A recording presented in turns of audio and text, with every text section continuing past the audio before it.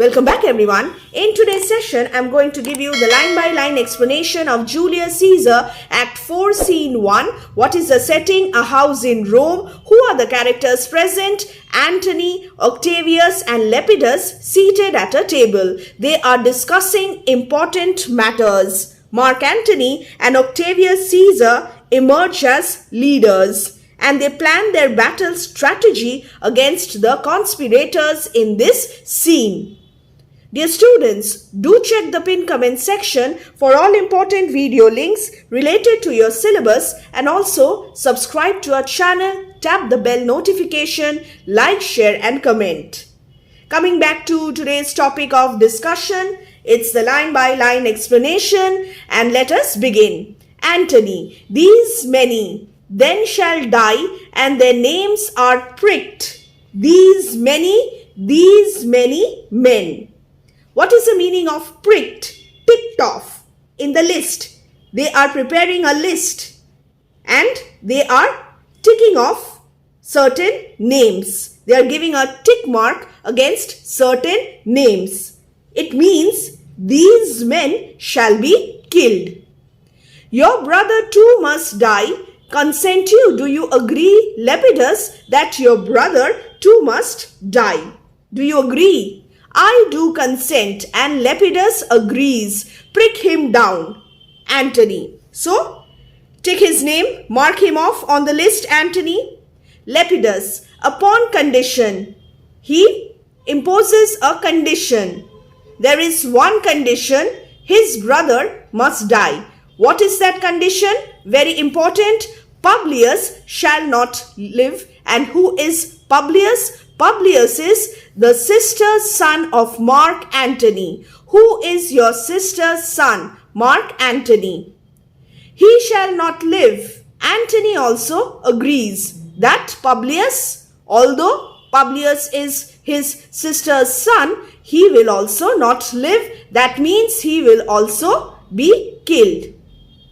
Look, with a spot I damn him. See, I have put a mark on his name. I condemn him also. So I have no problem. But Lepidus, go you to Caesar's house. Fetch the will hither. So bring the will of Julius Caesar over here, and we shall determine how to cut off some charges in legacies. How to reduce some expenses from the money Caesar has left in his will. What shall I find you here, or at the Capitol? Exit Lepidus. So, he is to be killed too. According to Antony, Publius will be killed too, and he condemns him with a pinprick on the list.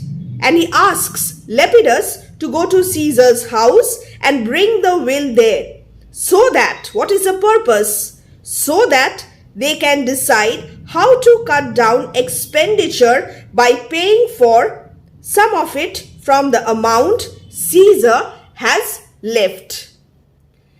Antony, this is a slight unmeritable man, meet to be sent on errands. Is it fit, the threefold world divided, he should stand one of the three to share it? Now observe how Antony changes his stance. A little while ago, Lepidus, Antony and Octavius were discussing important matters, and as soon as Lepidus leaves the stage, the viewpoint of Antony regarding Lepidus is so drastically different. This is a slight unmeritable man. Slightly, unmeritable, unworthy. What is the opinion of Antony about Lepidus? There is a workbook question, and this extract is very important. You must prepare this extract for your RTC. This is a slight unmeritable man. Lepidus, number 1, is an unimportant and undeserving man. Number 2, meet to be sent on errands. Errands, miscellaneous tasks, suitable to be sent to do work for us. Is it fit? Is it right that Lepidus should be considered as one of the three rulers when the world is divided between us three into three parts? The threefold world divided, he should stand one of the three to share it. The Roman Empire was divided into the areas of Asia, Europe and Africa, the threefold world. Octavius is a little surprised. So you thought him to be one of the three rulers of the world, of the threefold world. And you took his voice, you took his opinion, who should be pricked to die in our black sentence and proscription. What is black sentence? Death sentence, and proscription is list of laws for those people who are condemned by the state to die and their portion confiscated by the government. See, the meaning is there over here. Just have a look. This is the meaning. Now, in our list of people to be sentenced to death and to be exiled, you considered his opinion to be important, and now you're telling that he is an undeserving person, he is unworthy.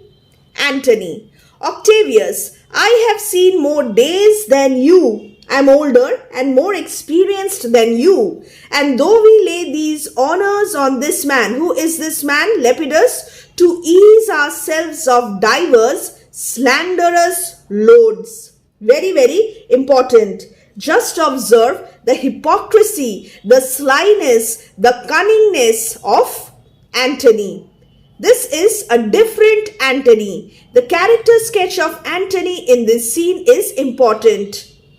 We saw him as faithful to Julius Caesar, but here we find Antony as a sly, shrewd, cunning character. He is a sly politician over here. He is also selfish. So, I have seen more days than you. I am more experienced. And though we lay these honors on this man to ease ourselves of diverse slanderous loads, to take away some of the slanderous blames from ourselves. So, what is the utility of Lepidus according to Antony? Even though we heap these rewards on Lepidus, we are doing so in order to relieve ourselves of the burden of being blamed for our actions. He shall but bear them as the ass bears gold. We have a simile over here. There is a comparison. What is the comparison?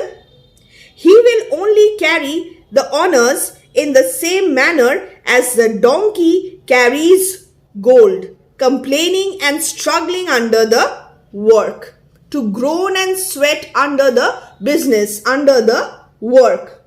This is the plan of Antony regarding Lepidus. Either led or driven, as we point the way, Lepidus will simply follow us. As we either lead him or drive him, that means as we direct him. And having brought our treasure where we will, having served our purpose, then take we down his load and turn him off like to the empty ass to shake his ears and graze in commons. He looks down upon Lepidus. He compares him with a donkey. So disrespectful.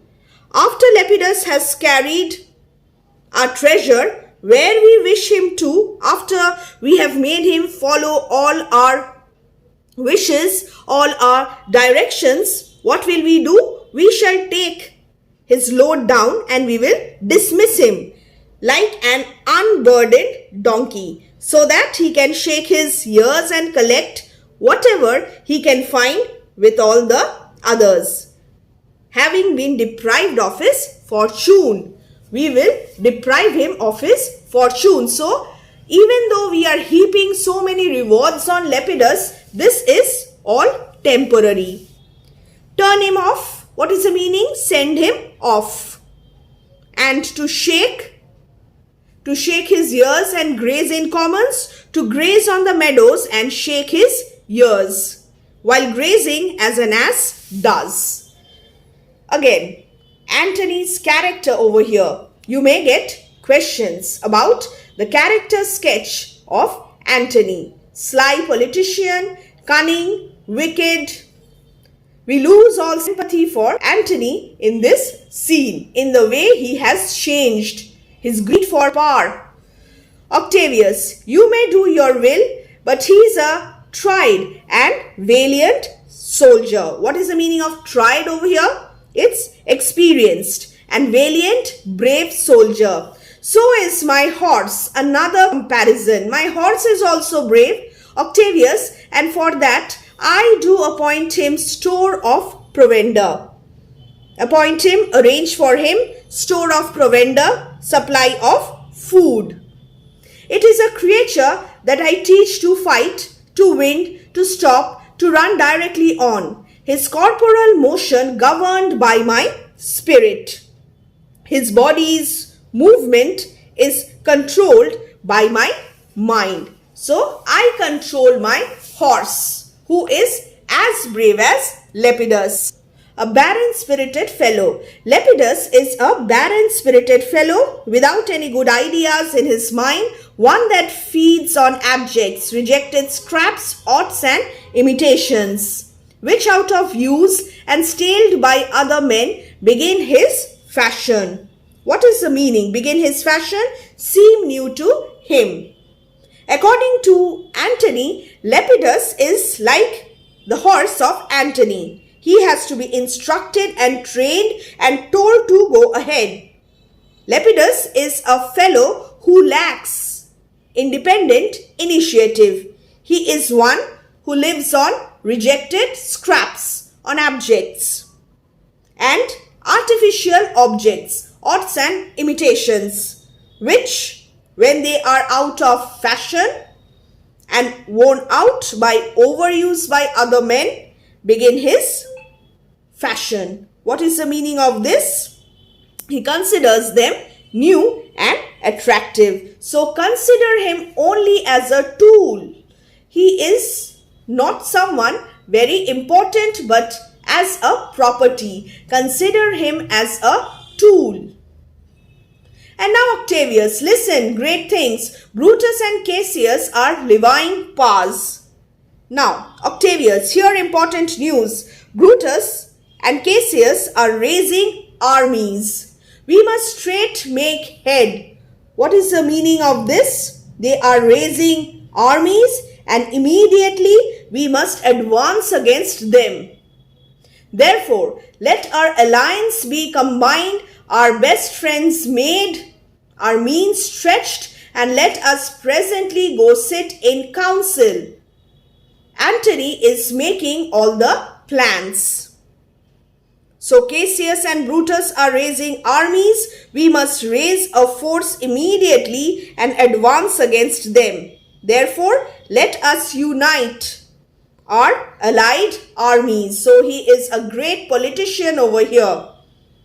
We must make sure of support from our friends. He is chalking out a plan. And what else? And let us presently go sit in council. How covert matters may be best disclosed. So, how unknown things should be disclosed to the public. Let our allied troops combine to make one single strong army. We must make good friends and make the most of our resources, means stretched. And we must also sit in council. We must go and decide. Let us decide immediately how things which are not yet known to the public should be revealed and how obvious dangers can be met and dealt with most effectively. And open perils surest answered. Obvious dangers can easily be faced. Let us do so, for we are at stake and bayed about with many enemies. And smile, and some that smile have in their hearts, I fear, millions of mischiefs. So we are tied to a stake and surrounded by many enemies. We are at risk and surrounded by many enemies, and I suspect that some men who smile have many plots in their minds to damage us. There are some people who are posing to be our friends, but actually they are our enemies and they will rebel against us anytime. Therefore, we must make all the preparations and we must ensure our safety.